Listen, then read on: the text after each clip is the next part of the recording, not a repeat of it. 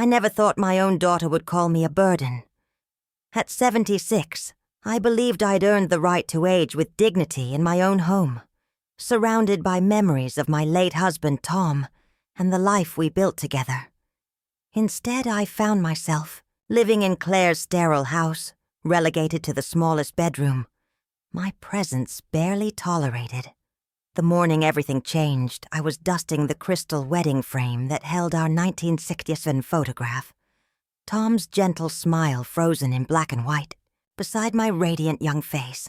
We looked so hopeful then, so certain that love would be enough to weather any storm. I set the frame carefully on my nightstand, the same spot it had occupied for 3 years since Claire insisted I move in after my stroke. But would my own daughter really say those words about me?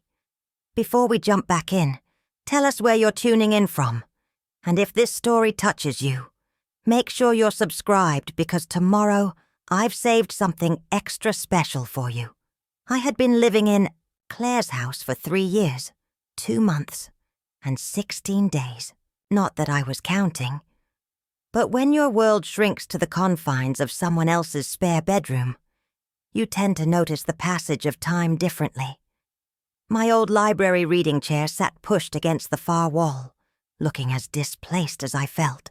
For 30 years, that chair had been my kingdom at the Seaside Public Library, where children would gather for story time, and adults would seek my recommendations for their next great read.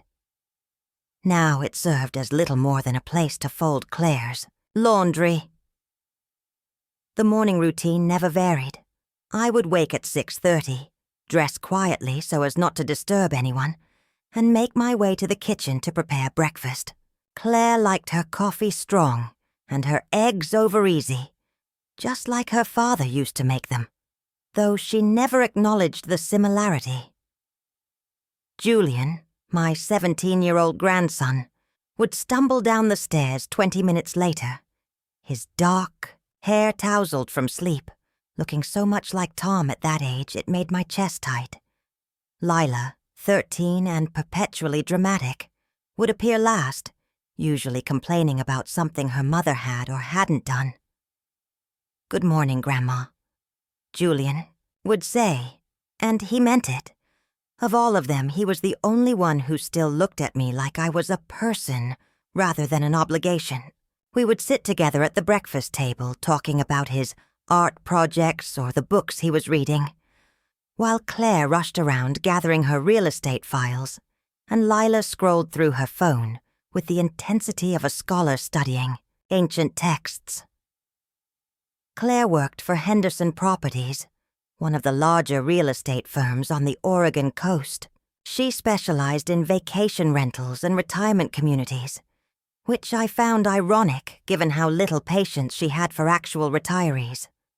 Her ex-husband Derek had moved to Portland 3 years ago, around the same time I'd had my stroke, and since then Claire had been raising the children alone while building her career. I understood the pressure she was under. Truly, I did. What I didn't understand was when I had stopped being her mother and started being her burden. The house itself reflected Claire's personality. Everything clean, organized, and devoid of warmth. Gray walls, black furniture, white accents. It looked like something from a magazine spread titled "Modern Living for the Emotionally Unavailable." My bedroom was the smallest in the house, just large enough for a twin bed, a small dresser, and my reading chair.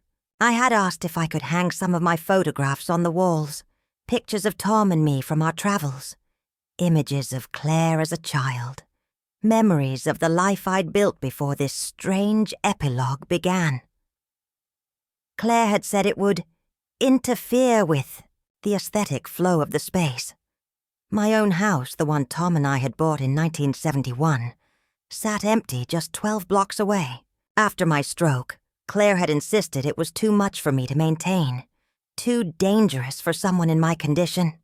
The doctors had said I'd made a remarkable recovery, that with some physical therapy and minor accommodations, there was no reason I couldn't continue living independently. But Claire had already made up her mind.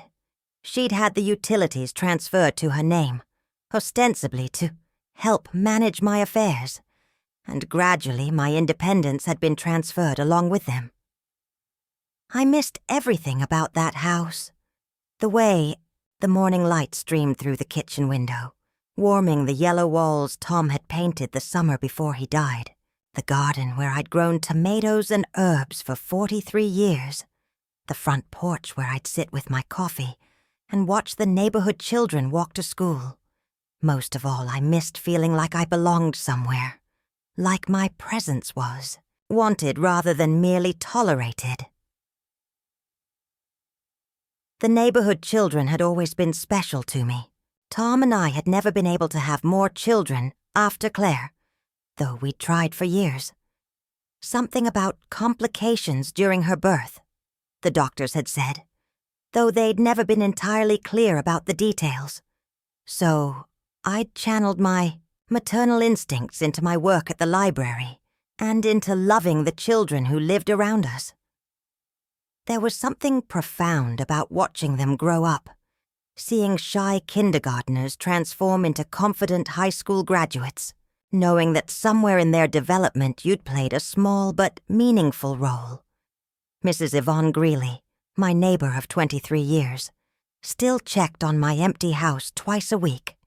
She was 2 years older than me but moved through the world with the confidence of someone who had never doubted her right to take up space.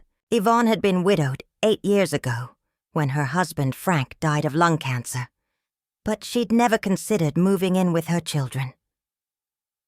"I'd rather die in my own bathtub than live in someone else's parlor," she'd told me once, and I'd laughed at the time.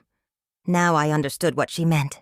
During my library years, I'd specialized in helping patrons find books that would change their lives. It sounds grandiose, but it's true. Someone would come in looking lost, overwhelmed by the sheer volume of choices, and I'd spend time talking with them, learning about their interests, their challenges, their dreams. Then I'd recommend 3 books, one for entertainment, one for growth, and one that would surprise them. More often than not, they'd return weeks later to tell me how one of those books had shifted something fundamental in their perspective.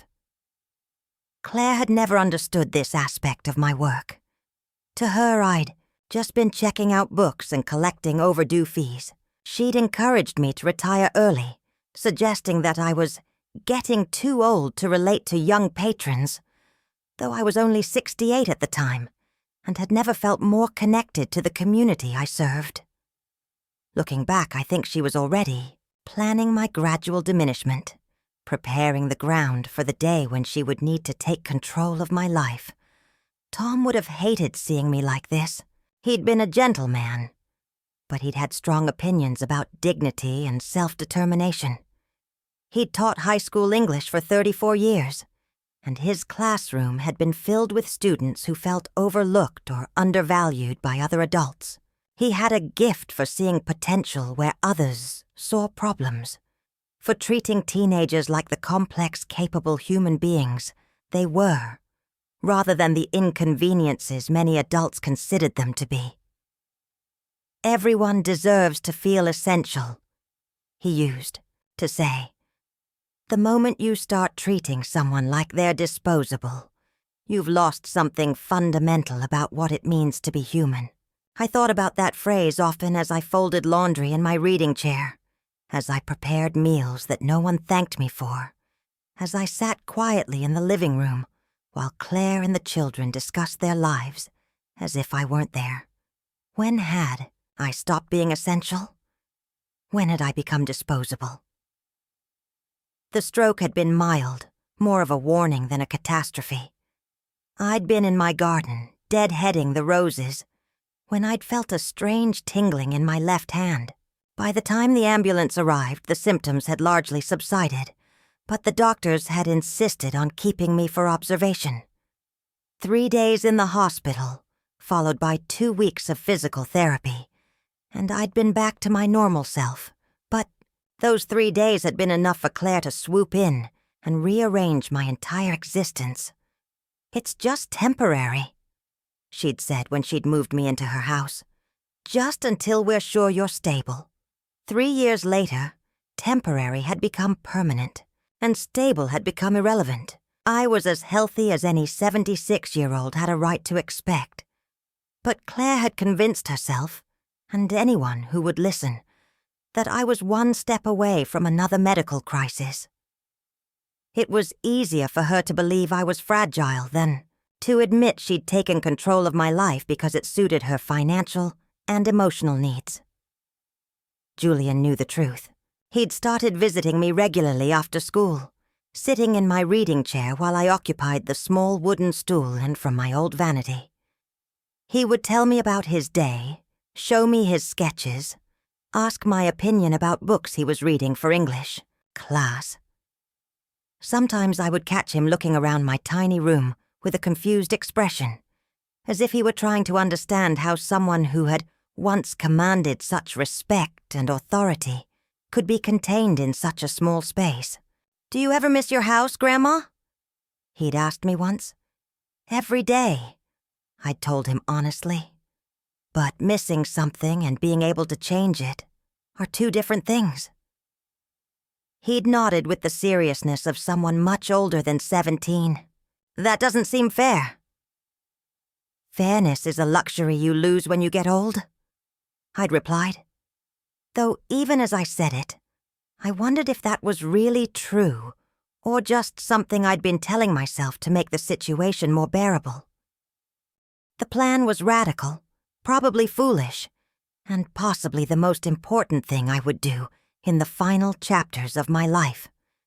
But for the first time in 3 years, I felt like the author of my own story, rather than a character in someone else's. The next few weeks passed in a strange double life. During the day, I continued my routine at Claire's house, cleaning, cooking, trying to remain invisible. But twice a week, I would take my morning walks to my own house, using the key I now carried in my pocket like a talisman. Each visit, I stayed a little longer, cleaned a little more, and felt a little more like myself. I also began what I came to think of as my reconnaissance missions to the coastal diner where Danny worked. It was only a 15-minute walk from Claire's house, and I would go there for coffee and pie, always sitting in Danny's section, always watching her interact with other customers. What I observed confirmed my initial impression. She was kind, hard-working, and treated everyone, elderly regulars, difficult tourists, crying children, with patience and genuine care. Her pregnancy was becoming more obvious, and I noticed that she sometimes paused to rest her hand on her lower back during busy periods. She was probably in her second trimester based on her size, which meant she'd be dealing with the expenses of childbirth and a new baby in the coming months. The diner uniform she wore was clean but faded, and her shoes were the kind nurses wore, practical, comfortable, and probably bought second-hand. On my third visit, she recognized me. "You're the lady from the parking lot," she said with a smile, refilling my coffee cup. "How are you doing? Did you find everything that fell out of your purse?" "I did, thanks to you," I replied. "That was very kind of you to help me." "Oh, please, anyone would have done the same thing." But that wasn't true, and we both knew it. Not everyone would have knelt down in a parking lot to help a stranger, especially not someone who was 7 months pregnant and working a demanding job. Her kindness hadn't been an obligation or an inconvenience. It had been natural, instinctive. "When are you due?" I asked. Her hand moved automatically to her stomach. "February. Still got a ways to go, but it feels like time is flying by." "Are you excited?" "Terrified," she said with a laugh. "But yeah, excited too. It's my first, so I have no idea what I'm doing."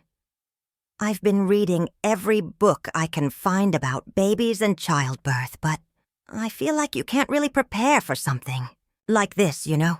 I smiled, remembering my own pregnancy with Claire, the overwhelming mix of anticipation and anxiety that had defined those 9 months.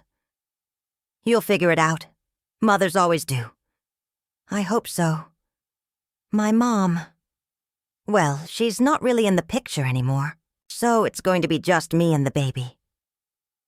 The casual way she mentioned her mother's absence spoke volumes. There was pain there, but also acceptance, the kind that comes from learning not to expect support from the people who should provide it, most naturally. Do you have other family nearby? I asked. Not really. I moved here from California about a year ago. Fresh start and all that. She glanced around the diner, making sure no other customers needed attention. What about you? Do you have family here? I live with my daughter and her children, I said, which was technically true, even if it felt like a misrepresentation of the actual situation. That's nice. I bet they love having you around. I managed a smile and changed the subject, asking about the pie selection. But her comment stayed with me long after I'd left the diner. I bet they love having you around, if only that were true. That evening, Julian found me in my room again, this time with a legal pad on which I'd been making notes about house transfers and property law. I'd spent the afternoon at the library, my old workplace, researching the process of gifting real estate to a non-family member. Working on something? He asked, settling into his usual spot on the rug. Just some paperwork, I said, closing the pad. How was school? He shrugged. Fine. We're studying the Great Depression in history class. Did you live through that?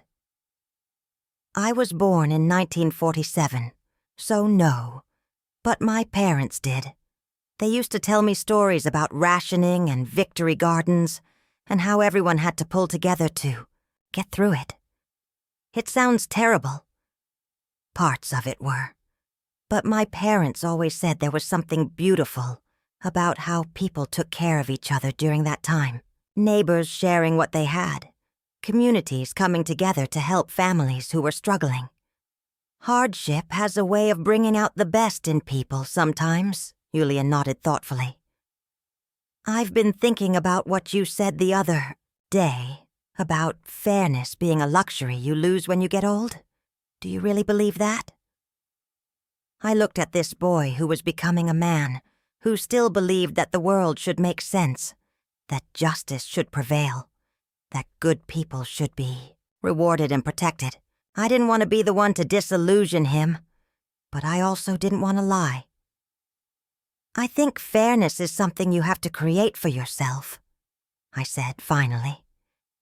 You can't wait for other people to give it to you, because they're usually too busy, worrying about their own problems. But that doesn't mean you have to accept unfairness when you have the power to change it. He was quiet for a moment, studying one of his sketchbooks. Then he looked up at me with an expression that was older than his 17 years.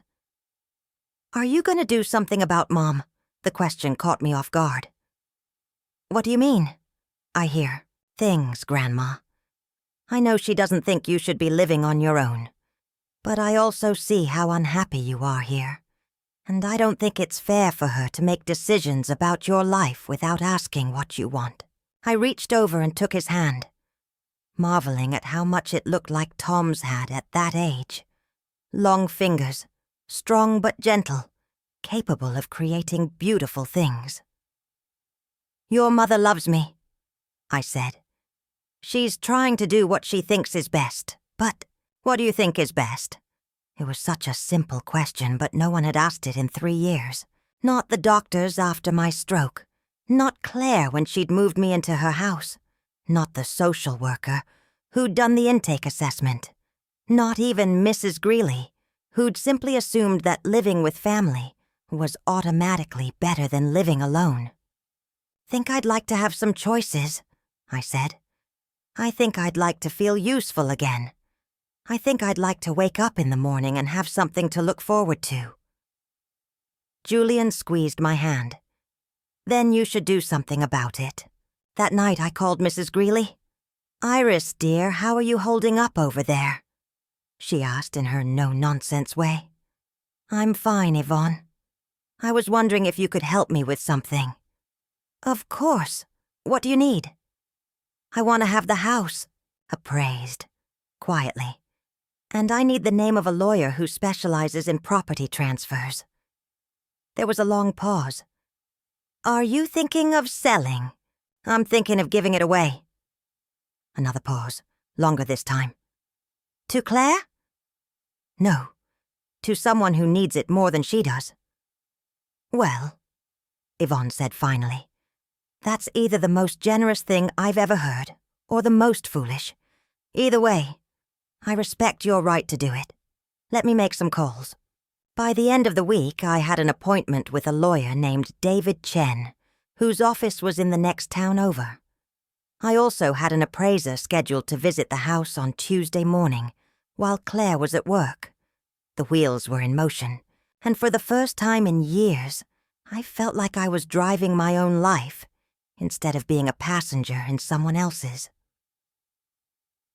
The torn receipt from the coastal diner sat on my nightstand, coffee-stained and barely legible, with Danny's name printed at the bottom. Such a small thing, but it represented something much larger.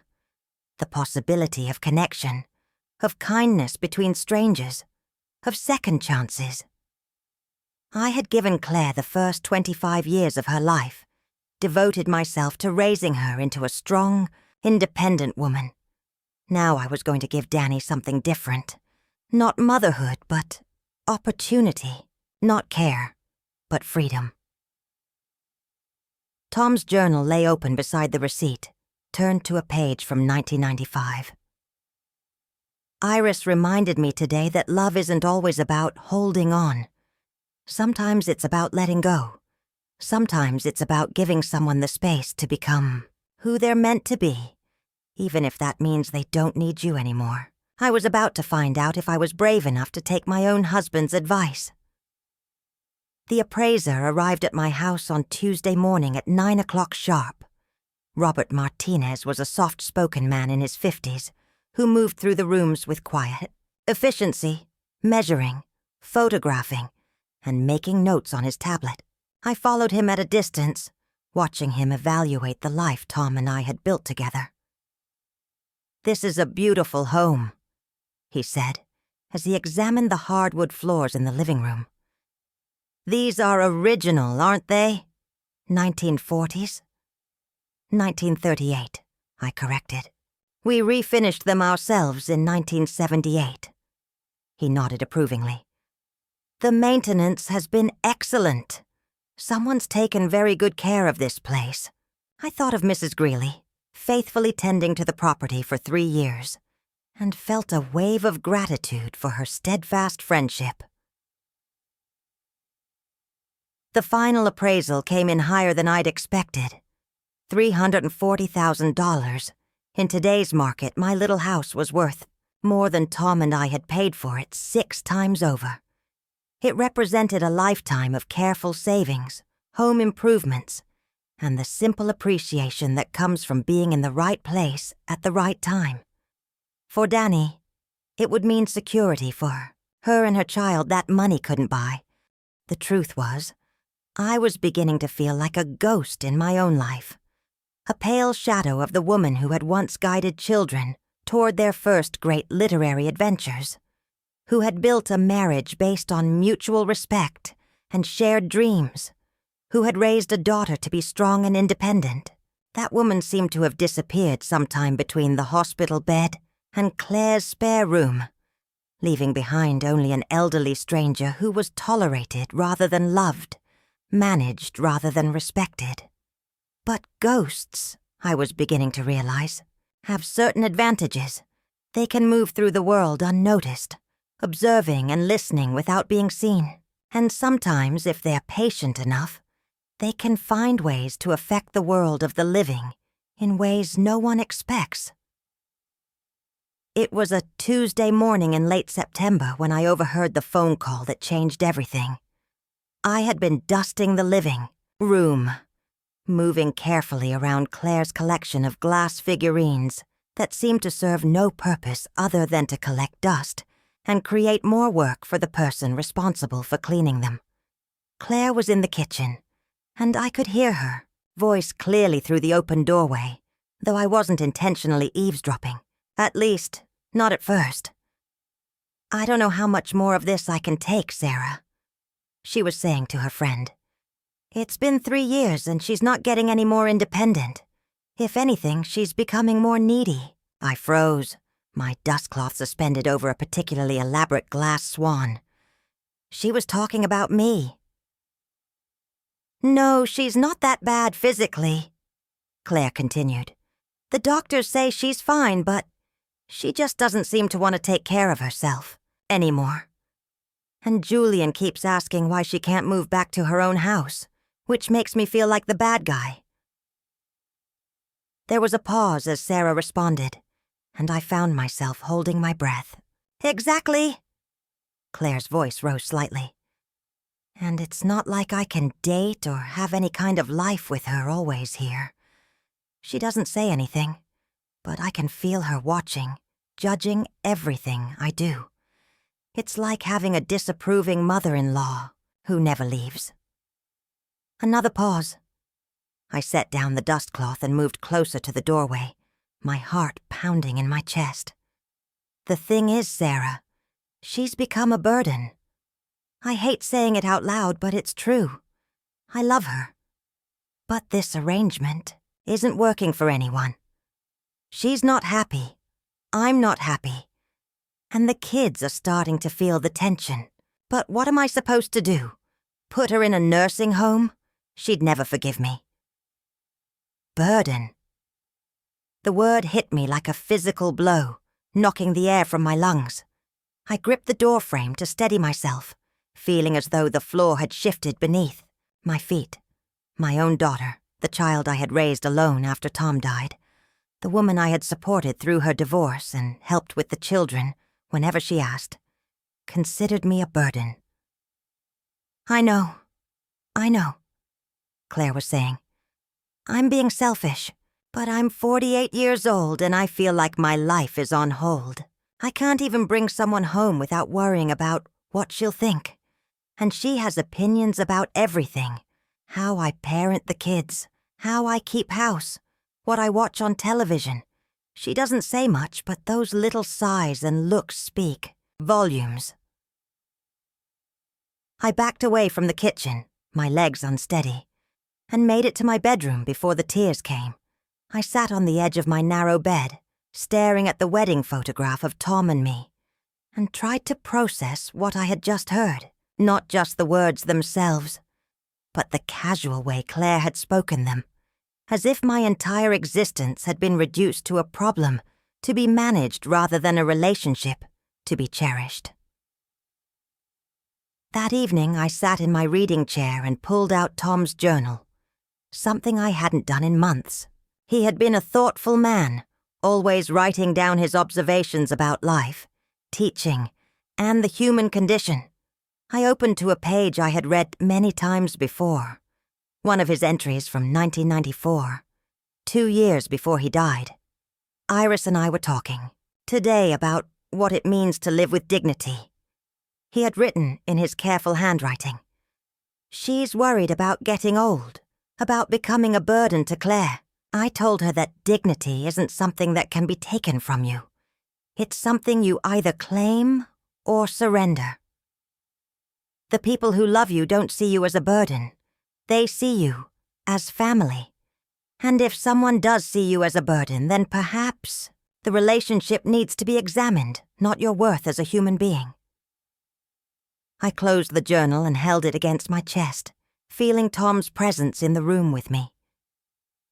He had always been wise about people, able to see through their surface behaviors to the deeper truths beneath. I wondered what he would think about Claire's words, about the woman our daughter had become. The next few days passed in a strange emotional fog. I continued my routine: breakfast, cleaning, laundry, dinner preparation. But I felt disconnected from my own actions, as if I were watching someone else's life unfold. Claire didn't seem to notice any change in my behavior, which only reinforced what I had heard in her phone conversation.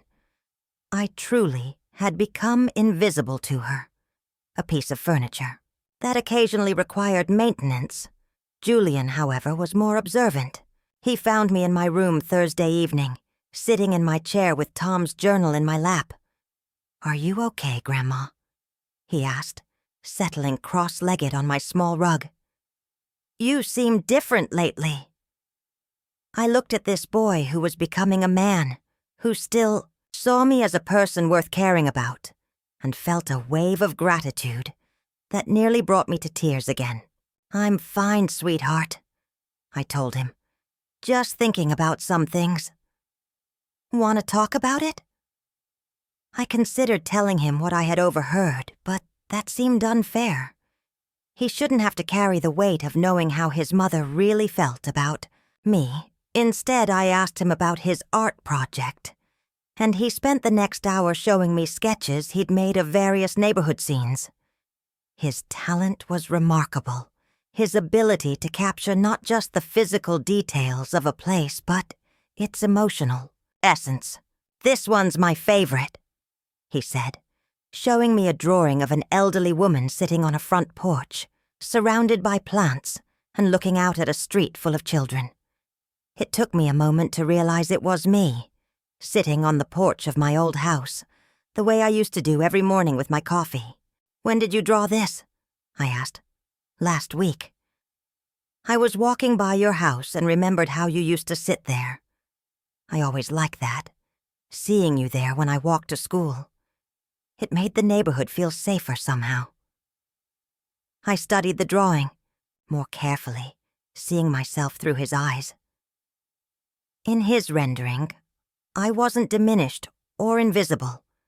I was a presence, a guardian, someone who belonged in that space, and who made it better by being there. "Can I keep this?" I asked. "Of course. I drew it for you." That night I lay in bed staring at Julian's drawing by the light of my bedside lamp. Somewhere in the careful lines and gentle shading, I began to see a possibility I hadn't considered before. What if Claire was right about one thing, that this arrangement wasn't working for anyone? What if the solution wasn't to find ways to be less of a burden, but to stop being one altogether? I thought about my house, sitting empty just 12 blocks away, still under my name despite Claire's management of the utilities. I thought about Mrs. Greeley, checking on it twice a week, keeping the garden watered and the mail collected. I thought about the young woman I'd met at the diner last week, the one who had helped me when I'd dropped my purse in the parking lot. Danny. Her name tag had read. She couldn't have been more than 25, very pregnant, with kind eyes and gentle hands. When I'd fumbled with my scattered belongings, she'd knelt down beside me, no easy task in her condition, and helped gather everything up. She'd asked if I was all right, if I needed help getting to my car, if there was anyone she could call. Such simple kindness, but it had meant everything to me in that moment. "Are you here alone?" she'd asked, looking concerned. "Yes," I'd said, "but I'm fine. Thank you for helping me." "Everyone needs help sometimes," she'd replied with a smile. "I just hope someone would do the same for me." I'd wanted to tell her that, in my experience, most people would. That the world was still full of decent humans who looked out for each other. But I wasn't sure I believed that anymore. The woman my daughter had described on the phone, needy, judgmental, burdensome, wasn't someone who inspired kindness in others. She was someone who drove it away. But Danny had seen something different in me that day. She'd seen someone worth helping, someone whose dignity mattered. She'd treated me the way Julian did, the way Tom always had. the way I used to treat myself. As I finally drifted off to sleep, Tom's words echoed in my mind. Dignity isn't something that can be taken from you. It's something you either claim or surrender. I was done surrendering.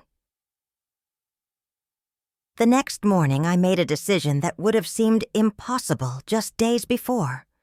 I was going to visit my house, not just drive by it or look at it from the street, but actually go inside and spend time in the space that had been my home for more than 40 years. Claire had left early for a property showing, and Julian and Lila were at school, so I had the morning to myself. I found my house keys in the small jewelry box on my dresser, beneath my wedding ring and the pearl earrings Tom had given me for our 10th anniversary. I hadn't held these keys in months, and their weight in my palm felt like a small revelation. They were still mine. The house was still mine. Whatever control Claire had assumed over my life, she hadn't legally taken this from me. The walk to my house took 25 minutes, longer than it used to because I moved more carefully now. But I enjoyed every step. The October air was crisp and clean, carrying the salt scent of the ocean that was never far away in our coastal town. I passed the elementary school where Tom had volunteered as a reading tutor, the corner market where we'd bought groceries for 30 years, the small park where I'd taken Claire to play when she was little. As I turned onto Sycamore Street, my heart began to race. There it was, the pale yellow house with white trim, the wraparound porch, the oak tree in the front yard that Tom and I had planted the year Claire started kindergarten. Mrs. Greeley was right. She'd been taking excellent care of the place. The lawn was neatly trimmed, the flower beds weeded, the porch swept clean. I stood at the front gate for several minutes, just looking. 3 years ago, this had been the center of my universe. Every morning I'd sat on that porch with my coffee watching the neighborhood wake up. Every evening I'd watered the plants and swept the steps, performing the small rituals that made a house into a home. Now it looked like a museum exhibit of someone else's life. The front door opened easily, though it stuck slightly on the frame the way it always had during the humid months. The familiar smell of the house, lavender and lemon oil and something indefinably mine, rushed to greet me, and I had to grip the door frame to keep from crying. Everything was exactly as I'd left it, preserved by Claire and Mrs. Greeley, like a shrine to a life I was supposed to be finished living. I walked through the rooms slowly, reacquainting myself with my own belongings.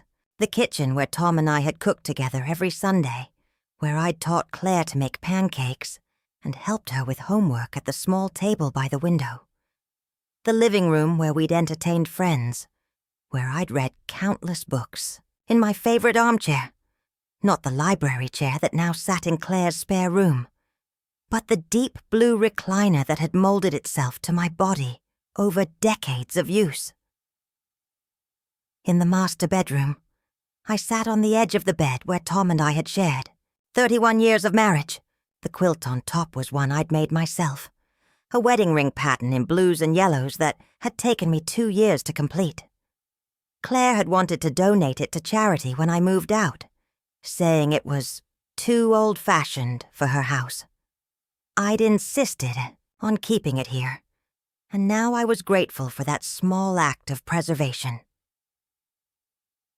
The house deed was in the filing cabinet in Tom's old study, in a folder labeled Important Documents in his neat handwriting. I pulled it out and studied it carefully, noting that my name was still listed as the sole owner. Claire's name appeared on several utility bills and insurance forms that were filed with it, but the house itself remained legally mine. Sitting in Tom's chair, surrounded by his books and papers, I began to form a plan that felt both completely logical and utterly insane.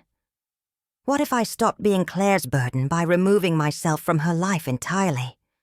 Not through some dramatic confrontation or emotional manipulation, but through a simple, radical act of self-determination. I thought again about Danny, the young woman from the diner. She was pregnant and clearly struggling financially. Her uniform was worn and carefully mended. Her shoes were scuffed from long hours on her feet. And when she'd helped me with my purse, I'd noticed her hands were rough from hard work. But her eyes had been kind, and her instinct had been to help a stranger who needed assistance. What if I gave her this house? The idea struck me with such sudden clarity that I actually spoke it aloud to the empty room. What if I gave her this house? Tom's voice seemed to echo back from the walls. Everyone deserves to feel essential. I spent the rest of the morning walking through the house, remembering. The guest room where Claire had slept when she came home from college. The small study where I'd graded papers and planned lessons during my library years. The basement workshop where Tom had built the bookshelves that still lined the walls upstairs. Every room held decades of life, love, and purpose. But what struck me most profoundly was how right it felt to be there. How naturally I moved through the space. How my body remembered exactly where everything belonged. This wasn't the house of an elderly woman who needed constant supervision. This was the home of someone who had lived a full, productive life, and who wasn't finished living it yet. When I returned to Claire's house that afternoon, she was in the kitchen preparing an early dinner. She glanced up when I walked in, but didn't ask where I'd been. I might have been grocery shopping or visiting Mrs. Greeley, or sitting in the park. My comings and goings were apparently too routine to merit attention. "How was your day?" I asked, hanging my coat in the closet. "Busy," she replied without looking up from the vegetables she was chopping. "I showed 3 houses, and I'm meeting with potential buyers tomorrow. This market is insane. People are offering $20,000 over asking price for places that need major renovations." I nodded and moved toward my room, but her next words stopped me. "By the way," Mrs. Greeley called, "she wanted to remind you that she'll be out of town next week visiting her sister, so she won't be able to check on your house. I told her we should probably start thinking about selling it soon anyway. The maintenance costs are adding up, and it's not like you're going to move back there." The casual way she dismissed my home, my future, my autonomy, crystallized everything I'd been feeling since overhearing her phone conversation. To Claire, my house was just another piece of property to be managed, another item on her to-do list. The possibility that I might want to live there again, that I might be capable of living there again, simply didn't exist in her worldview. "I'd like to think about that," I said carefully. "There's nothing to think about, Mom. You can't live alone anymore. We've been through this, have we? I don't remember having a conversation about it. I remember you telling me what was going to happen, but I don't remember being asked what I wanted." Claire turned to face me then, her expression shifting from distracted to annoyed. "What you wanted? You had a stroke, Mom. You could have died. Do you want me to just ignore that and pretend everything is fine?" "I want you to acknowledge that I recovered, that the doctors cleared me to live independently, that in 3 years, I haven't had so much as a dizzy spell. That doesn't mean it won't happen again. It doesn't mean it will either. But even if it did, wouldn't you rather I spend whatever time I have left living in my own home, surrounded by my own things, making my own choices?" Claire's face flushed with frustration. "Your own choices? Like what? Falling down the stairs and lying there for days before anyone finds you? Like forgetting to turn off the stove and burning the house down? Like having another stroke and not being able to call for help? Like deciding what time to wake up in the morning? Like choosing what to have for breakfast? Like watching whatever I want on television without worrying about whether it meets with your approval?" Telling and preparing this story took us a lot of time. So if you're enjoying it, subscribe to our channel. It means a lot to us. Now back to the story. The words came out sharper than I'd intended, and I could see the hurt in Claire's eyes beneath the anger. But I was tired of walking on eggshells, tired of pretending that this arrangement was working for any of us. "I never said you couldn't watch whatever you wanted," she said quietly. "You didn't have to say it. You just change the channel whenever I'm in the room, or you make those little sighs when I suggest something different. You treat me like a child who needs constant supervision, and then you wonder why I don't seem more independent." We stared at each other across the kitchen island, the weight of 3 years of unspoken resentment filling the space between us. Finally, Claire turned back to her vegetables. "I'm trying to take care of you," she said. "I'm sorry if that's not good enough." "I don't need you to take care of me, Claire. I need you to love me. There's a difference." She didn't respond, and I retreated to my room, where I sat in my reading chair and opened Tom's journal to another familiar passage. "The hardest part about loving someone," he had written, "is knowing when to hold on and when to let go. Sometimes, the most loving thing you can do is step back and let them find their own way, even if that way leads them away from you." That night, as I lay in bed listening to the sounds of Claire's house settling around me, I made my decision. I was going to give my house to Danny, the pregnant young woman who had shown me kindness when kindness was rare. I was going to take Tom's advice about dignity and reclaim my own. And I was going to find out what it felt like to be essential again, even if it was to a stranger rather than to my own family. My appointment with David Chen was scheduled for Thursday afternoon. I told Claire I was visiting an old friend from the library, which wasn't entirely untrue. David had been recommended by Mrs. Patterson, the head librarian who had hired me 30 years ago. His office was small and cluttered, filled with law books and case files. But David himself inspired confidence. He was probably in his early 40s with graying hair and kind eyes behind wire-rimmed glasses. "Mrs. Halbert," he said, shaking my hand. "Mrs. Patterson speaks very highly of you. She said you want to make a property transfer." "I want to give my house to someone," I said. "Someone who isn't related to me." He nodded as if this were a perfectly normal request. "Can you tell me a little about the situation?" I had rehearsed this conversation in my mind, but actually speaking the words aloud felt surreal. I'm 76 years old, and I own my home outright. I've been living with my daughter for 3 years, but the arrangement isn't working for either of us. I met a young woman who's pregnant and struggling financially, and I'd like to give her my house. David made notes as I spoke. "Have you discussed this with your daughter?" "No, and I'd prefer to keep it private until the transfer is complete." "I understand. Can I ask about your relationship with this young woman? How long have you known her?" I hesitated. When I put it in legal terms, it sounded insane. "I've met her a few times. She works at a local diner. She helped me once when I dropped my purse, and she was very kind." David set down his pen and looked at me carefully. "Mrs. Halbert, I have to ask. Are you certain this is what you want to do? This is a significant financial gift to someone you don't know well. Have you considered other options? Such as selling the house and moving to a retirement community, setting up a trust for your grandchildren, making a donation to a charity you care about?" I had considered all of these options, but none of them addressed the real issue.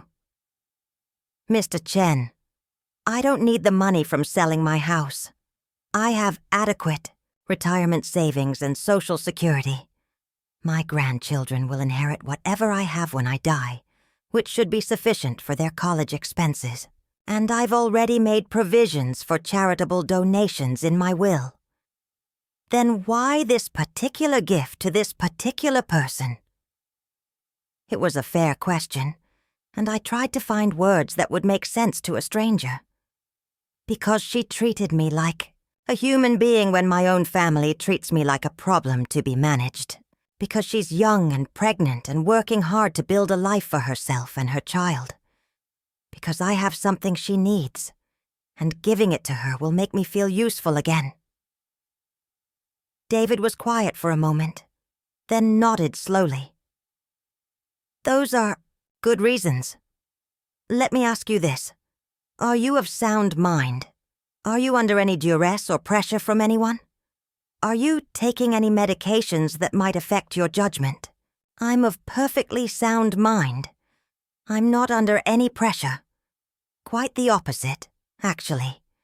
And my only medication is a low-dose aspirin that my doctor recommended for heart health. All right then. The process is actually fairly straightforward. We'll need to prepare a quitclaim deed, transferring ownership from you to... What's the recipient's name? Danny Ruiz. I don't know her full legal name yet, but I can find out. We'll need her full legal name and social security number. We'll also need to have her sign an acceptance of the gift, acknowledging that she understands the tax implications. Tax implications? She'll be responsible for property taxes going forward, and there may be gift tax considerations depending on her income level. The good news is that, as the giver, you're within your lifetime exemption limits, so you won't owe federal gift tax. But she should probably consult with a tax professional. The practical details felt overwhelming but also exciting. This was really happening. I was really going to do this. How long does the process take? I asked. Once we have all the necessary information and signatures. About 2 weeks. I'd recommend having the house inspected first, just to make sure there aren't any major issues she should know about. You want this to be a genuine gift, not a burden. Burden! There was that word again. But this time it carried a different weight. I was making sure that my gift wouldn't become someone else's burden, the way I had apparently become Claire's. Can we schedule the transfer for a specific date? I asked. We can. Do you have something in mind? December 1st. That will give me time to arrange everything properly. It would also give me time to figure out how to tell Claire and the children what I'd done. Though I was increasingly certain that conversation would not go well, I left David's office with a folder full of paperwork and a feeling that was equal parts terror and exhilaration. I was 76 years old, and I was about to do the most impulsive thing I'd ever done in my life. Tom would have been proud. That evening, I sat in my reading chair with my medical records spread across my lap. I had requested copies from my doctor the week before, wanting to verify what I already knew. I was in remarkably good health for a woman my age. My blood pressure was normal, my cholesterol levels were fine, my cognitive function tests had been excellent. The neurologist's report from my 6-month follow-up appointment stated clearly that I had recovered completely from the minor stroke with no lasting effects or increased risk factors. These documents were my evidence, my proof that Claire's concerns about my inability to live independently were unfounded. I wasn't a fragile elderly woman who needed constant supervision. I was a competent adult who had been temporarily derailed by a minor health scare and a daughter's overwhelming anxiety. Julian knocked on my door around 8 o'clock. "Come in," I called, hastily gathering the medical records into a neat stack. "What are you working on?" he asked, eyeing the papers. "Just organizing some old documents," I said. "Your art teacher called about the scholarship application. She thinks you have an excellent chance."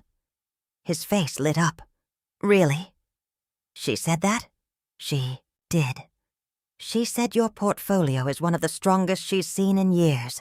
We talked about his college plans for a while, and I found myself memorizing his expressions, the way his hands moved when he was excited, the sound of his laugh. If my plan worked the way I hoped it would, I might not see as much of him in the coming months. The thought made my chest tight, but I pushed it away. Julian was 17.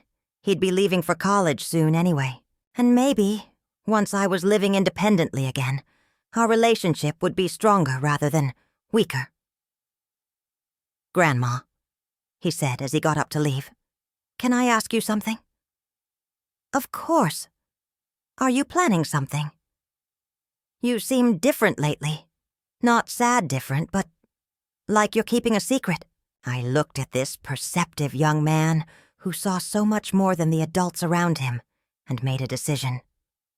"I am planning something," I said. "Something that's going to surprise everyone, including your mother. But I need you to trust me. And I need you to remember that whatever happens, it's because I love all of you very much." He studied my face for a long moment. "Are you going to be okay?" "I'm going to be better than okay," I told him. "I'm going to be myself again." After he left, I pulled out my phone and looked up the Coastal Diners website. Under the staff section, there was a photo of Danny with the caption, "Danny Ruiz has been with us for 8 months and always greets our customers with a smile." 8 months. She'd moved to Oregon just before starting work there, which matched what she'd told me about her fresh start. I stared at her photo for a long time. This young woman who was about to become the most important person in my plan to reclaim my life. She looked tired but hopeful, the way I remembered feeling at her age when everything seemed possible and the future stretched ahead like an unwritten book. Tomorrow I would go back to the diner and begin the process of getting to know her better. I would find out her full name, her dreams for her child, her hopes for the future.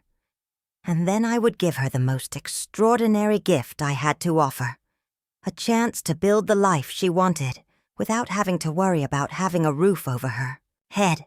It was, I realized, the first purely selfless thing I'd done in years. And also, paradoxically, the most selfish. Because in giving Danny my house, I was giving myself something far more valuable. The knowledge that my life still mattered, that I still had something meaningful to contribute to the world.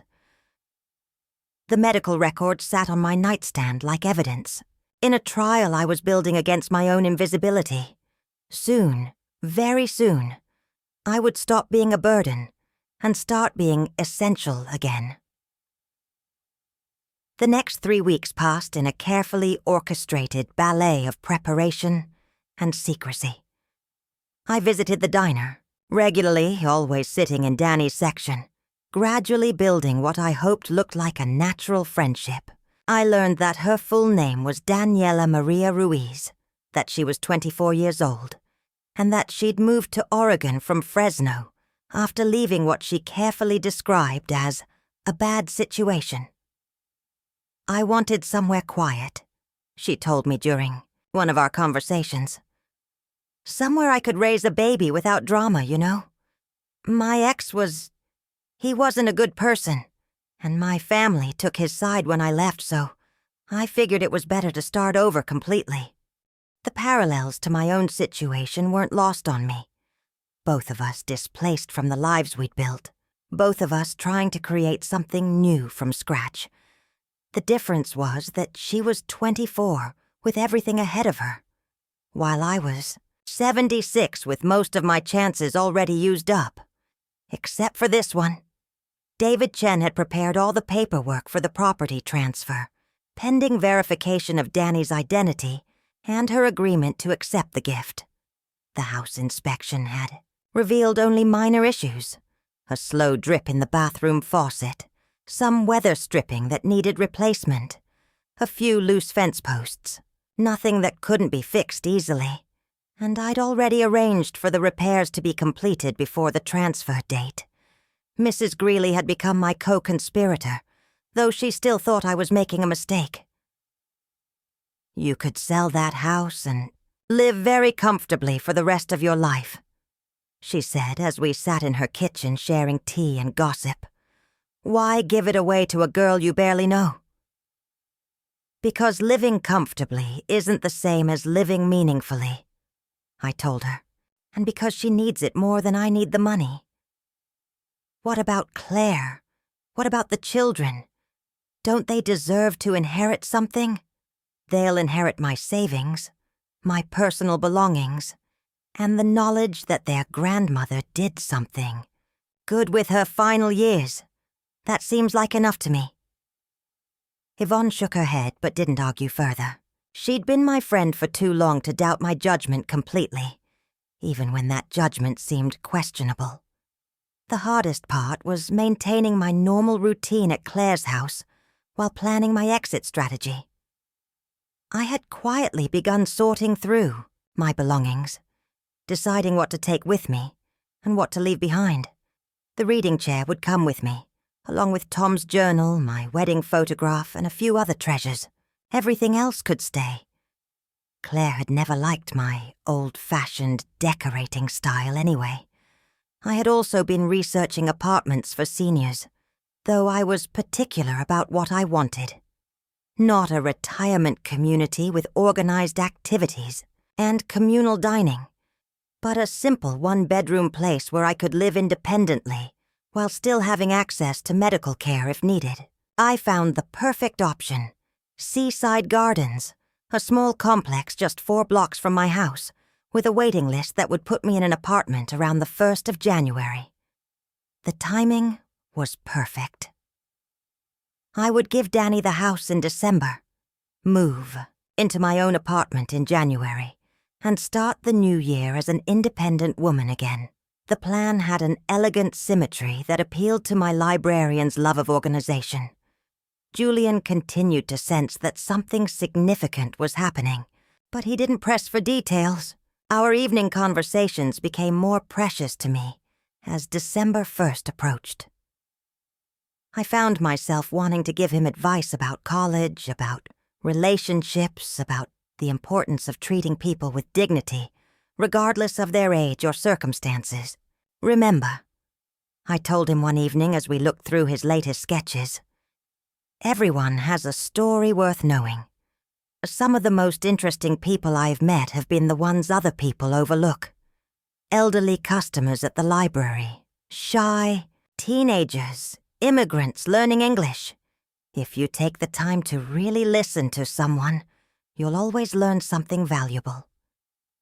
Is that why you talk to that waitress at the diner so much? He asked. Mom mentioned you've been going there a lot lately? My heart skipped. Your mother mentioned that? Just in passing. She said Mrs. Patterson saw you there and asked about it. Mom seemed to think maybe you were lonely. Lonely. Another word that carried more weight than Claire probably intended. But Julian's observation was sharper than his mother's assumption. What do you think? I asked him. I think you're collecting stories, he said. The way you used to do at the library. I think you like learning about people. He was right, but not in the way he imagined. I wasn't collecting Danny's story. I was trying to become part of it. The legal papers were ready by the week before Thanksgiving. All I needed was Danny's signature and social security number, which meant I finally had to tell her what I was planning. The thought terrified me. What if she refused? What if she thought I was crazy? What if she didn't want the responsibility of owning a house? I chose a quiet Tuesday afternoon for the conversation. The diner was nearly empty, just a few regulars, nursing coffee and reading newspapers. Danny was restocking sugar dispensers at a corner table when I approached her. Danny, I said, could I talk to you about something? When you have a break. She looked up, probably expecting me to complain about cold coffee or ask for extra pie. Sure, Mrs. Halberd. I can take a few minutes now if you want. We sat in a booth by the window, and I tried to find the right words to begin. How do you tell someone you barely know that you want to give them a house? I need to ask you something personal, I said finally. And I need you to think carefully before you answer. She leaned forward, concern creasing her brow. Okay. If you could live anywhere, if money weren't an issue, where would you want to raise your baby? What do you mean? I mean, what would your ideal home look like? Apartment? House? What neighborhood? What kind of life do you want to build for your child? Danny was quiet for a moment, her hand moving to rest on her stomach. I think about this a lot, actually. I'd want somewhere safe, with good schools nearby. Maybe a little yard, where the baby could play when they get older. Nothing fancy, just stable, permanent. I've moved around so much in my life, I want my kid to have roots, you know. What about here, in this town? I love it here. Everyone's been so kind to me, and it feels like the kind of place where people look out for each other.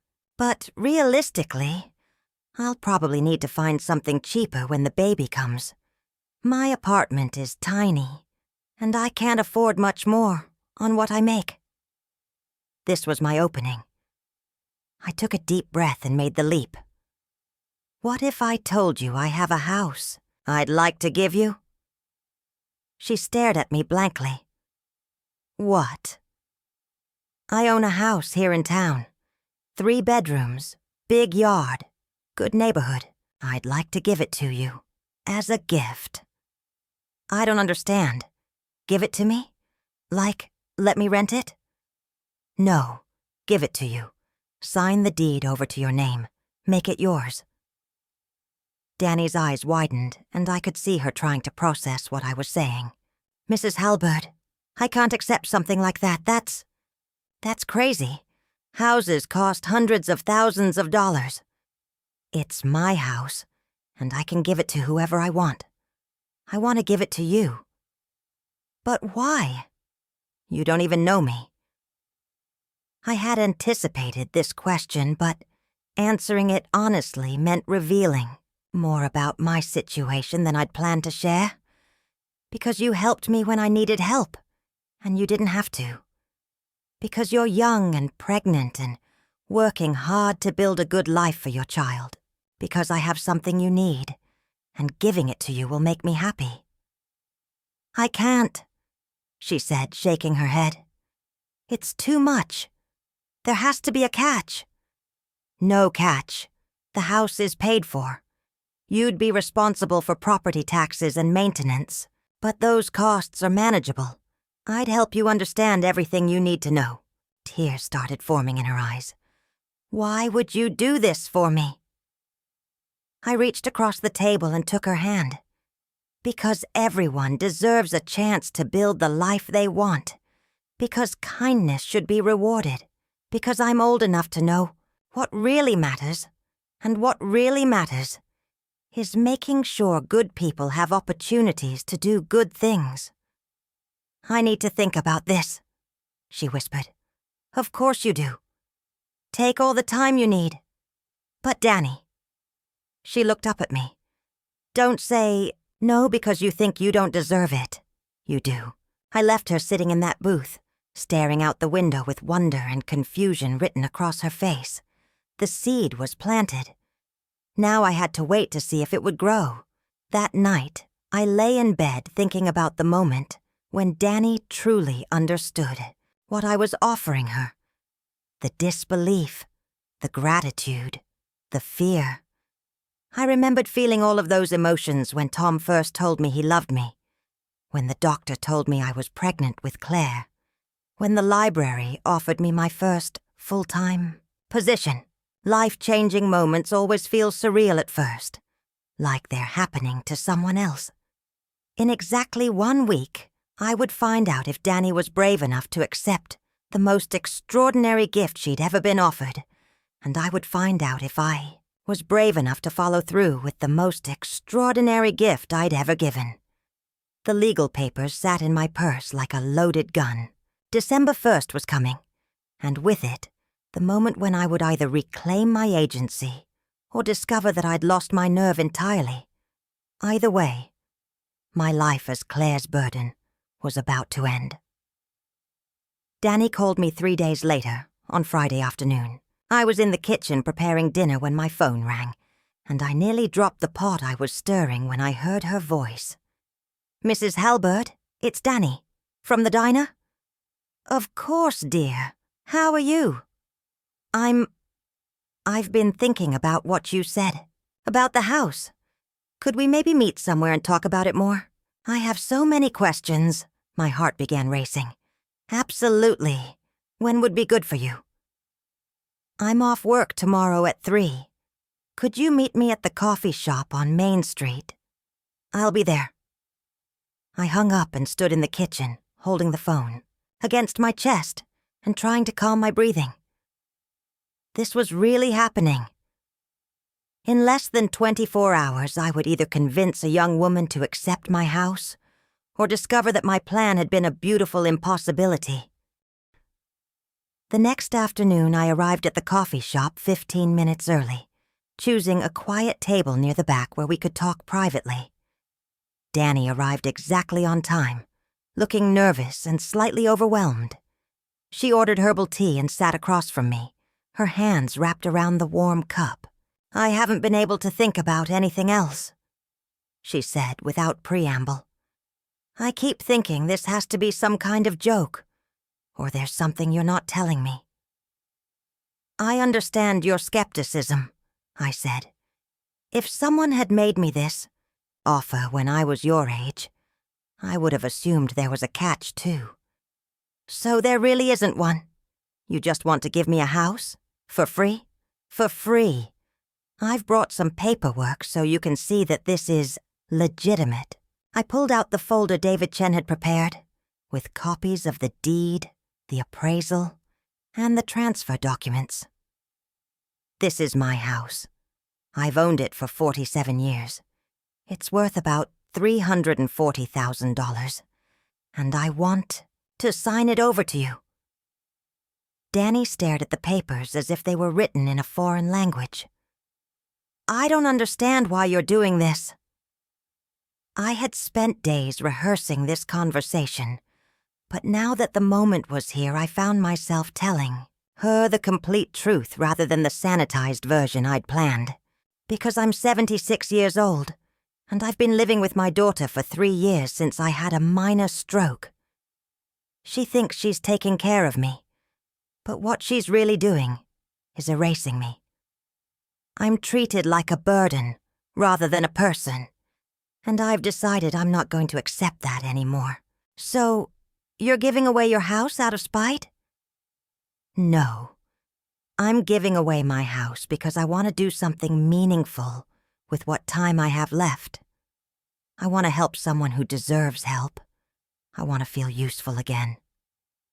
Danny was quiet for a long moment, studying my face. "What does your daughter think about this?" "She doesn't know, and she's going to be furious when she finds out." "Won't this hurt your relationship with her?" I considered the question carefully. "Our relationship is already broken, though she doesn't realize it yet. This might damage it further, or it might force us to rebuild it on more honest ground. Either way, I can't keep living as half a person just to avoid conflict." "What about your grandchildren?" "They'll inherit my other assets when I die, and they'll know that their grandmother stood up for herself and did something good for someone else. I think that's a better legacy than leaving them a house they don't need while I spend my final years feeling invisible." Danny leaned back in her chair, one hand on her belly. "This is insane." "Yes, it is. The best decisions usually are." "What would I have to do? I mean, if I said yes, what's the process?" I pulled out another set of papers. "You'd need to provide some basic information. Full legal name, social security number, current address. We'd meet with my lawyer to sign the transfer documents. You'd need to get homeowner's insurance in your name. And you'd need to understand the tax implications. You'll be responsible for property taxes going forward. How much are the property taxes? About $2,800 a year. The house is in excellent condition, so maintenance costs should be minimal for the first few years. She did quick mental math. That's like $230 a month just for taxes, which is probably less than you're paying in rent right now. Yeah, but what if something major breaks? What if the roof needs to be replaced or the furnace dies? Then you deal with it the way all homeowners do. You save money for emergencies. You get estimates for repairs. You make decisions about what to fix and what to live with. You'll figure it out. But what if I can't? What if I mess this up somehow? I reached across the table and took her hand. Danny, you're 24 years old. You're working full-time while pregnant. And you had the courage to leave a bad situation and start over in a new place. You think someone like that can't figure out how to maintain a house? Tears started forming in her eyes again. I've never owned anything this important before.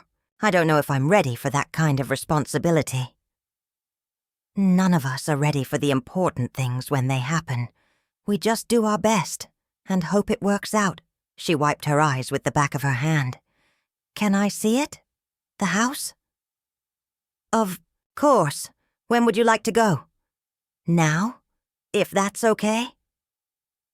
30 minutes later, we stood together on the front porch of my house. I unlocked the door with hands that were shaking slightly and led Danny through the rooms that had contained my entire adult life.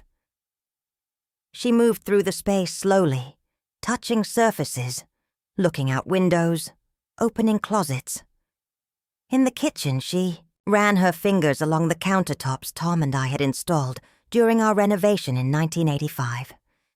In the master bedroom, she stood at the window that overlooked the backyard where I'd grown vegetables for 40 years. It's beautiful, she said softly. It feels like a home, not just a house. It's been a good home. It deserves to be one again. In the smallest bedroom, the one that would become her nursery, she stood in the center of the room and turned, slowly in a circle. I could put a crib there, she said, pointing to the corner by the window. And a rocking chair there. Maybe paint the walls something cheerful. Yellow, I suggested. This room gets beautiful morning light. Yellow would be perfect. She looked at me then, and I could see the exact moment when the possibility became real for her. You're serious about this? You really want to give me this house? I really do. But what if your daughter tries to stop you? What if she says you're not competent to make this decision? Then she'll have to prove it in court. And I have medical records showing that I'm of sound mind and body. I've also had a lawyer review all the paperwork to make sure everything is legal and proper. Danny walked to the window and looked out at the yard. I could have a garden, grow vegetables for the baby when they're older. There's a small greenhouse in the back corner. Tom built it for me in 1979. The foundation is still solid. Tom was your husband? For 31 years. He died 8 years ago. Did he like to garden too? He tolerated my gardening. He was more interested in books and ideas. But he built me that greenhouse because he knew it would make me happy. She turned back to me, decision clear in her eyes. I want to accept, if you're sure this is what you want to do. I want to accept your gift. Relief flooded through me so powerfully that I had to sit down on the window seat. Are you sure? I'm terrified, but yes, I'm sure. Then let's make it official. We met with David Chen the following Monday. Danny brought her social security card and driver's license, along with a bank statement and employment verification from the diner. David explained the legal process, the tax implications, and her rights and responsibilities as a new homeowner. She signed the acceptance papers with a slightly shaky hand, and I signed the transfer documents with perfect confidence. The deed will be recorded on December 1st, David explained. At that point, Ms. Ruiz will be the legal owner of the property. As we left his office, Danny turned to me with tears in her eyes. I don't know how to thank you for this. You don't need to thank me. Just live a good life there. Raise your baby to be kind and thoughtful. Maybe plant some flowers in the front yard. That's all the thanks I need. That evening, I called Seaside Gardens and confirmed my move-in date for January 2nd. I also began the process of telling people about my decision, starting with Mrs. Greeley. Well, she said after I'd explained everything, I think you're either a saint or completely out of your mind. Possibly both. How do you think Claire will react? Like a daughter whose mother just gave away her inheritance to a stranger, which is exactly what you did. She'll inherit everything else I have. The house was never going to be hers anyway. She doesn't want to live there. That's not the point, and you know it. The point is that you made a major decision without consulting her. The point is that it's my house and my life, and I'm tired of other people making decisions for me. Yvonne was quiet for a moment. When are you going to tell her? December 1st, after the transfer is complete and she can't do anything to stop it. That's going to be quite a conversation. Yes, it is. 3 days later, Danny gave her notice. At the diner. She told her manager she'd been offered a better position elsewhere, which was true enough. Being a homeowner was certainly a better position than being a pregnant woman with no family support and an uncertain future. She also started making preparations to move into the house. We went shopping together for basic supplies, cleaning, materials, a few pieces of furniture, some items for the baby's room. I insisted on paying for everything, telling her it was part of the gift. You've already given me a house, she protested as I loaded a changing table into my shopping cart. And now I'm giving you a changing table. Stop arguing and pick out a rocking chair. Watching her prepare for her new life gave me more joy than I'd felt in years. This was what purpose felt like. This was what it meant to be essential to someone's story. On November 30th, the day before the transfer became official, I packed my personal belongings into 3 suitcases.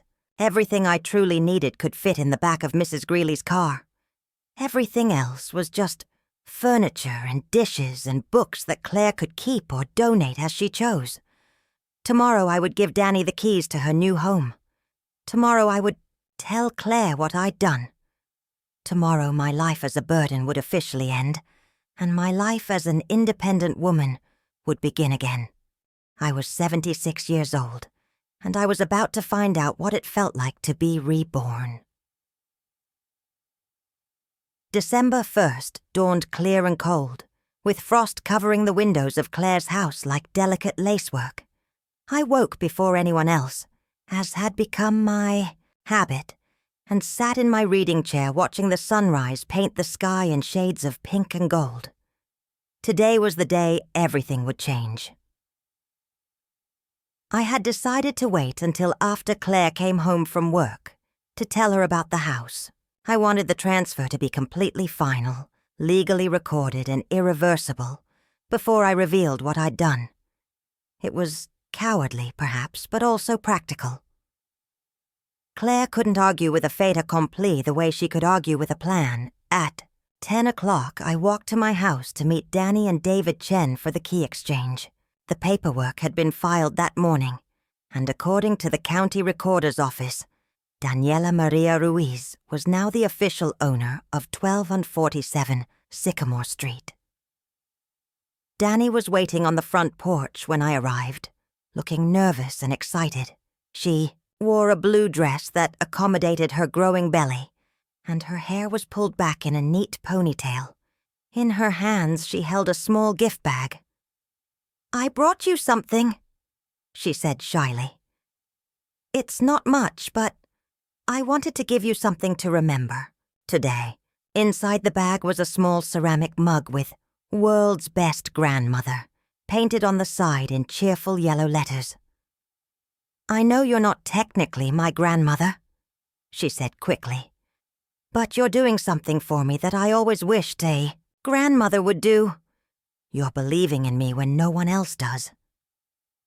I held the mug against my chest, overwhelmed by the simple thoughtfulness of the gesture. "It's perfect, thank you." David arrived with the official deed and a folder containing copies of all the transfer documents.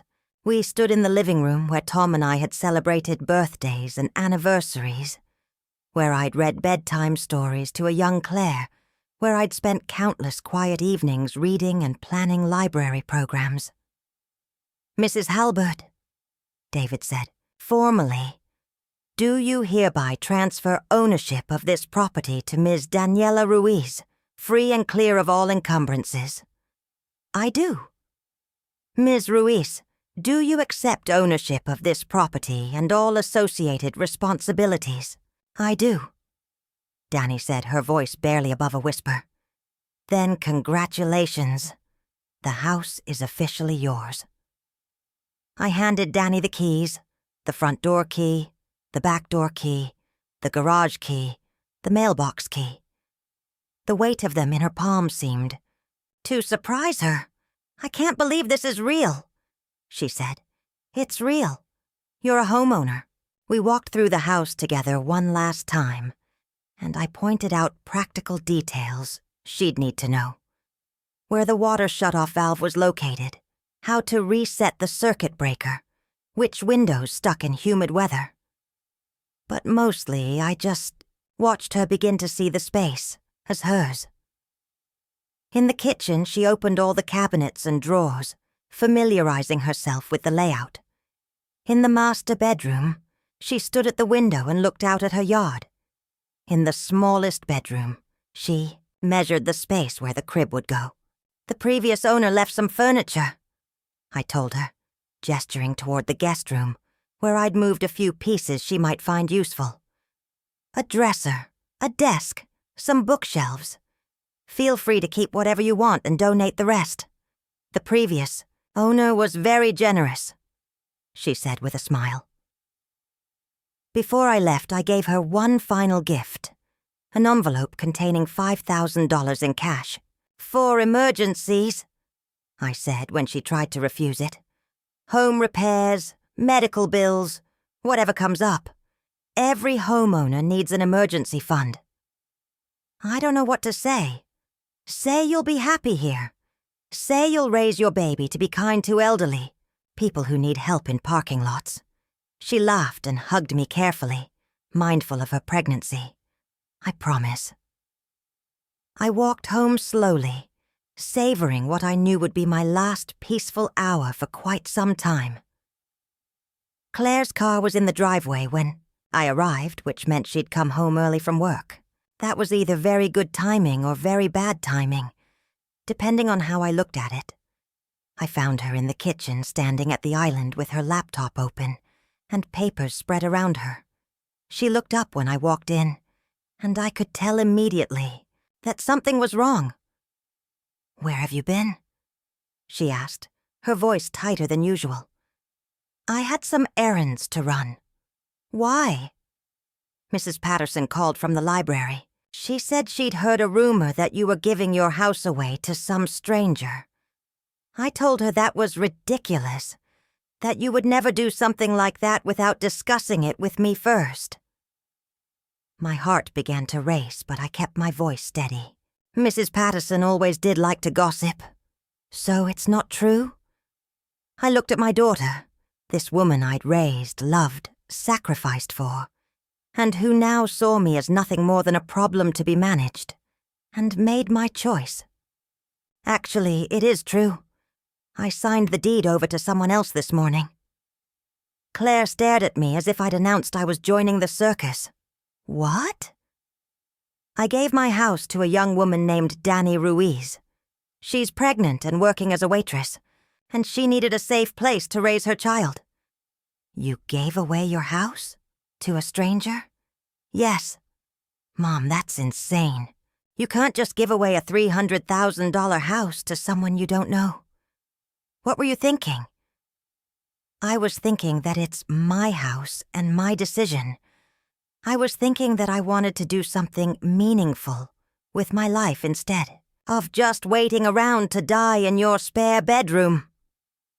Claire's face went through several color changes. This is about money, isn't it? You're trying to hide assets so you won't have to pay for long-term care. This has nothing to do with money. I have plenty of money saved for any care I might need. This is about dignity. Dignity? You think giving away the family home to a complete stranger is dignified? I think making my own choices about my own property is dignified. I think helping someone who needs help is dignified.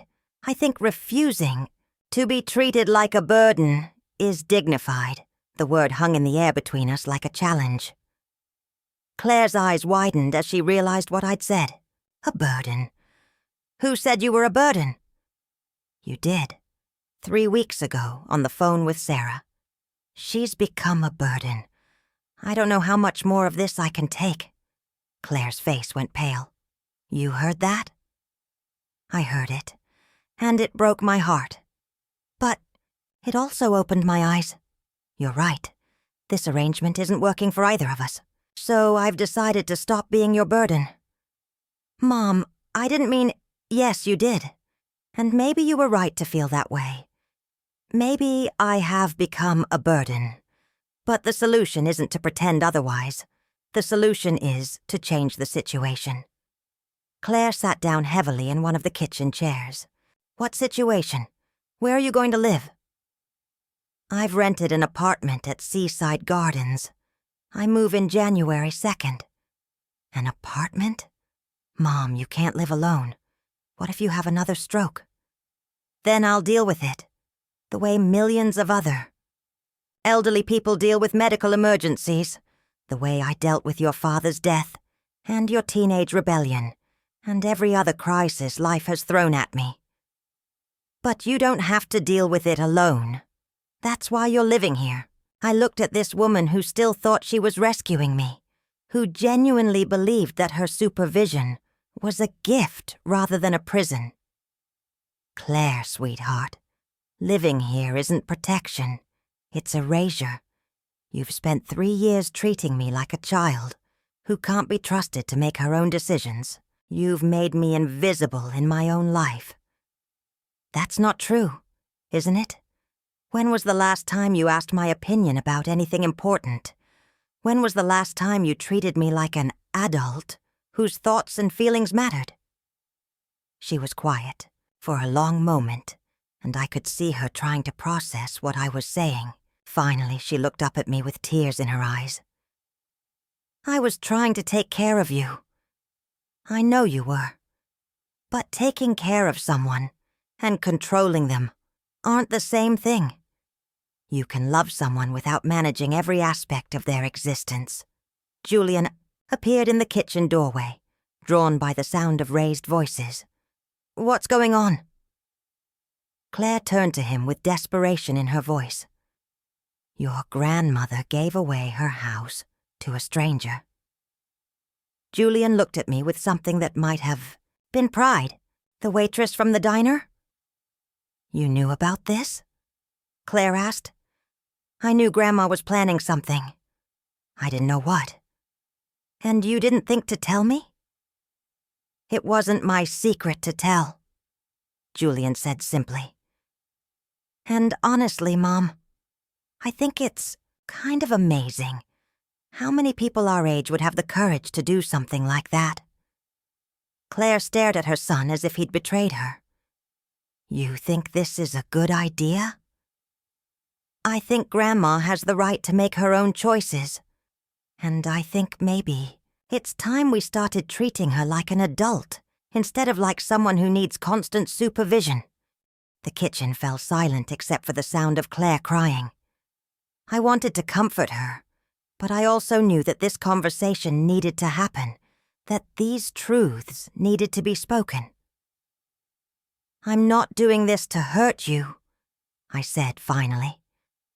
"I'm doing it because I need to feel like my life still matters. I need to feel useful and independent and valued for who I am, not managed like a problem to be solved." "But what if something happens to you?" "Then something happens to me. Claire, I'm 76 years old. Something is going to happen to me eventually. Whether I'm living here or in my own place. The question is whether I spend whatever time I have left feeling like a person or feeling like a burden." Lila wandered into the kitchen, drawn by the sound of her mother's tears. "Mom, what's wrong?" "Grandma gave away her house," Claire said. Lila looked confused. "Why would that make you cry?" "Because it was worth a lot of money. Because she didn't ask permission. Because she's going to live alone and something terrible might happen to her." Lila considered this with the pragmatic wisdom of a 13-year-old. "But it's her house, right? So she gets to decide what to do with it?" "It's not that simple." "It sounds simple to me," Lila interrupted. "And if she wants to live alone, why can't she? Mrs. Greeley lives alone, and she's even older than Grandma. Out of the mouths of babes." I looked at my granddaughter with new appreciation for her straightforward way of seeing the world. "There are more complicated issues involved," Claire said, weakly. "Like what?" Julian asked. "Grandma is healthy, she's smart. She can take care of herself. The only reason she's been living here is because you were scared something might happen to her. But you can't protect people from life, Mom. You can only love them and trust them to handle whatever comes their way." I watched my daughter absorb these words from her teenage children, watched her realize that the people she'd raised to be, independent and thoughtful, were now questioning her need to control my independence and thoughts. "I was trying to do the right thing," she whispered. "I know you were," I said, sitting down beside her. "And I love you for wanting to protect me. But the right thing isn't always the safe thing. Sometimes the right thing is letting someone you love take risks so they can feel alive." We sat together in the kitchen where I'd prepared thousands of meals over the past 3 years, where I'd tried to make myself useful while feeling increasingly invisible. The late afternoon sun slanted through the windows, casting long shadows across the table where we'd shared so many silent dinners. "Are you really going to be okay?" Claire asked finally. "I'm going to be myself again," I told her. "For the first time in 3 years, I'm going to be myself again." 2 hours later, I stood on the front porch of my former house, watching Danny arrange furniture in the living room through the large front window. She moved carefully, mindful of her pregnancy, but with the purposeful energy of someone creating a home. Mrs. Greeley had driven me over with my 3 suitcases, which now sat in the guest room of the apartment I'd rented. Tomorrow I would begin the process of setting up my new life. I would buy groceries for my own kitchen, arrange my books on my own shelves, sit in my reading chair and watch the sunset through my own windows. "Second thoughts?" Mrs. Greeley asked, following my gaze to where Danny was hanging pictures on the wall. "None at all," I said. "Look at her. Look how happy she is." Danny caught sight of us through the window and waved. Even from a distance, I could see the joy on her face, the sense of wonder at finding herself in possession of something she'd never dared to dream about. "She's going to be a good mother," I said. "And this is going to be a good home for her, child. "And you're going to be a good neighbor," Mrs. Greeley replied, "living 4 blocks away instead of 12. That night, I lay in my narrow bed at Claire's house for the last time, listening to the familiar sounds of the family settling in for the evening. Julian practicing guitar in his room, Lila talking on the phone to a friend, Claire moving around, the kitchen, probably making her to-do list for tomorrow. In 6 weeks, I would be in my own apartment, living according to my own schedule, making my own choices about how to spend my days. The thought filled me with a mixture of excitement and terror that felt remarkably similar to how I'd felt at 18, leaving home for the first time. Tom's journal lay open on my nightstand, turned to one of my favorite passages. The best stories are the ones where people surprise themselves by discovering they're braver than they thought they were. Life gives us so many opportunities to be brave, but we don't always recognize them until they've passed us by. I thought about Danny, 8 months pregnant and sleeping tonight in her own house for the first time. I thought about Claire, learning that her mother was more independent than she'd wanted to believe. I thought about Julian and Lila, watching their grandmother choose courage over comfort. At 76, I had surprised myself by discovering I was braver than I thought I was. I had recognized an opportunity to be essential instead of invisible, and I had taken it. Tomorrow would bring new challenges, new adjustments, new conversations with Claire about how to rebuild our relationship on more honest ground. But tonight, I felt something I hadn't felt in 3 years. I felt like the author of my own story again. In a house 4 blocks away, a young woman was falling asleep in the master bedroom, where Tom and I had shared 3 decades of marriage. She was dreaming about the future she would build in that space, the child she would raise in those rooms, the life she would create within those walls. I had given her more than a house. I had given her possibility, and in doing so, I had given myself something even more valuable. The knowledge that my story wasn't over yet, that I still had chapters left to write, that being old didn't mean being finished. The last thing I heard before falling asleep was the sound of my own voice, strong and certain, echoing in my memory. I'm going to be myself again, and for the first time in years, I believed it was true. The first morning in my new apartment at Seaside Gardens, I woke up without needing to make breakfast for anyone but myself. The light filtered in through linen curtains I'd hung the day before, pale gold and soft against the warm beige walls.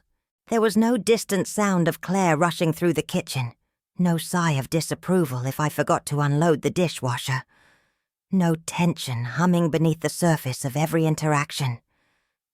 Just quiet. Just me. My apartment wasn't large. 1 bedroom, a modest kitchen, and a little balcony with room for a folding chair and a few pots of herbs. But every square foot belonged to me. I decided what went on the walls, what music played through the speakers, what groceries sat in the fridge. My reading chair fit perfectly by the window. Tom's journal rested on the side table, along with Julian's drawing of me on the porch. The life I thought I'd lost now, hanging like a promise on the wall. Freedom didn't feel dramatic or loud. It felt like peace. The first week, I did nothing extraordinary. I visited the library, walked to the market, sat in the park with a thermos of coffee, and watched the world unfold without needing anything from me. Occasionally, someone recognized me, former patrons, neighbors from Sycamore Street, and greeted me with surprise and warmth. "Iris Halberd, still standing," one of them said with a wink, and I laughed louder than I had in years. I visited Danny only once that week. She was settling in, painting the nursery, a cheerful yellow, her hands already mothering the life growing inside her. We stood in what had once been my guest bedroom, now reborn as a cradle of hope. "I planted tomatoes out back," she told me. "I read they're easy to start with."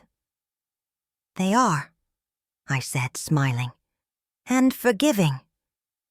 Just like people sometimes." Claire didn't speak to me for nearly a month after I moved out.